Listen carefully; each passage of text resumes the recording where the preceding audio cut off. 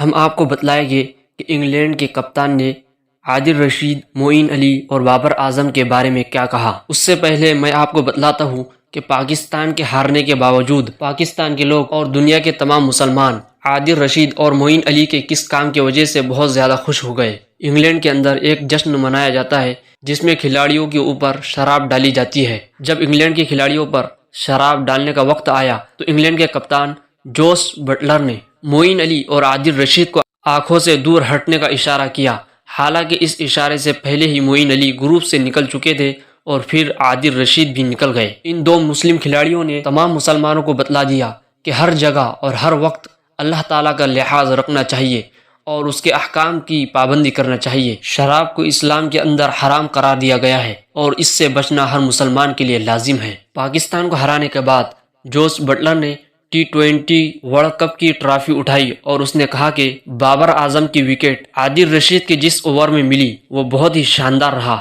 Stokes اور معین علی نے match Pakistan سے چھین لیا۔ آپ کی ان دونوں مسلم کھلاڑیوں کے بارے میں کیا رائے ہے؟ کمنٹ باکس میں ضرور لکھیں، ویڈیو کو لائک کریں اور دوستوں کے ساتھ ضرور شیئر کریں۔